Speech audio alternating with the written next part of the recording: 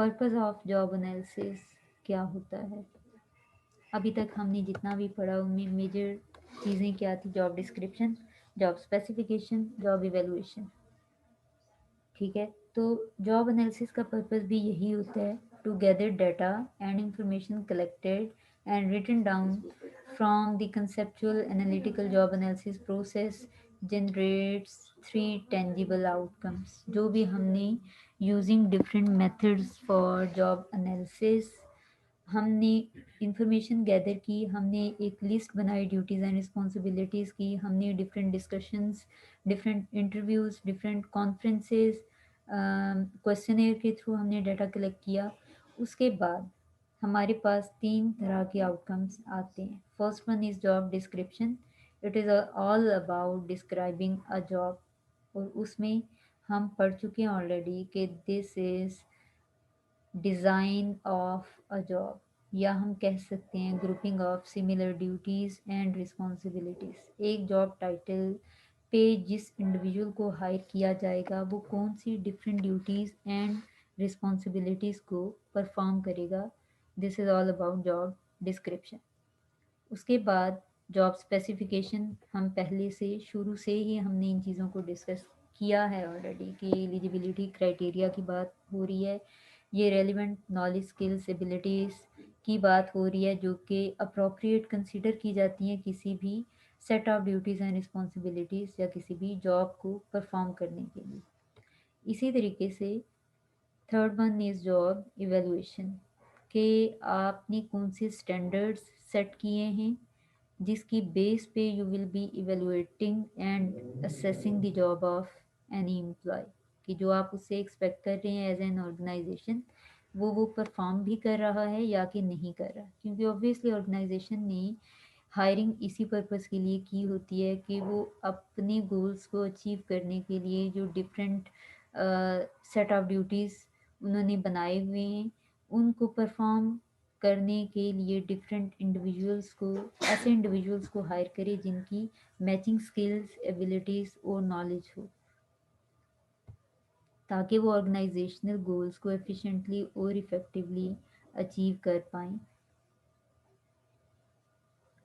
अब job description, जैसा कि पहले हमने डिस्कस किया कि ये जॉब ड्यूटीज़ का सेट है। बेसिकली करना क्या होगा एक जॉब में, जॉब का कंटेंट क्या होगा, उसका एनवायरनमेंट क्या होगा, और डिफरेंट कंडीशंस ऑफ एम्प्लॉयमेंट क्या होंगी। एक इंडिविजुअल किन चीज़ों के लिए एक जॉब टाइटल पे रहते हुए रिस्पॉन्सिबल होगा और अकाउंटेबल या आंसरेबल होगा।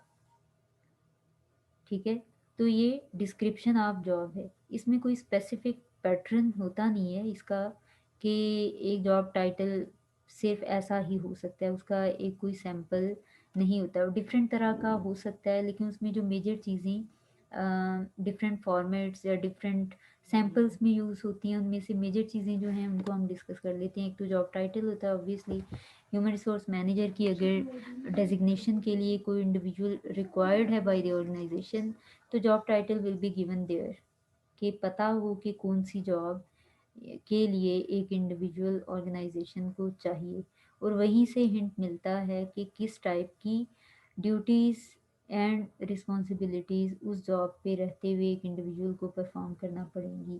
When ever we will say कि एक HR मैनेजर है तो वो समझ आ रही है इटसेल्फ कि ही और she will be managing different human resources जो कि ऑर्गेनाइजेशन के अंदर ऑलरेडी डिफरेंट ड्यूटीज़ को परफॉर्म कर रहे हैं, उनको किस तरीके से मैनेज करना है। ये एक ह्यूमन रिसोर्स मैनेजर की ड्यूटीज़ में से एक ड्यूटी होगी। और उसमें फिर मैनेजमेंट में डिफरेंट चीज़ें हमने जैसे पढ़ा, जॉब एनालिसिस हो गया, डिस्क्रिप्शन होगी, करना क्या है, एलिजिबल कौन होगा उसके लिए, परफॉर्मेंस के लिए इवैल्यूएशन क्राइटेरिया क्या होगा, पेमेंट किस तरीके से डिसाइड होगी, कंपनसेशन, ट्रेनिंग, डेवलपमेंट और ब्ला ब्ला ब्ला। ठीक है, उसके बाद जॉब आइडेंटिफिकेशन सेक्शन, ये भी जॉब डिस्क्रिप्शन का एक हिस्सा होता है कि कौन सा इंडिविजुअल क्या काम कर रहा है, और वो वाला जो उसकी जॉब होगी, जो उसकी ड्यूटीज़ होंगी, उसकी लोकेशन क्या होगी, कौन सा डिपार्टमेंट होगा, किन को वो रिपोर्ट कर रहा होगा, उसकी अथॉरिटीज़ क्या होंगी, और उसकी जॉब आइडेंटिफिकेशन कोड क्या होगा। ठीक है, वो डिफरेंट जॉब्स के डिफरेंट कोड्स होते हैं हर ऑर्गेनाइजेशन में, तो वो मेंशन किए जाते हैं एक जॉब डिस्क्रिप्शन के अंदर।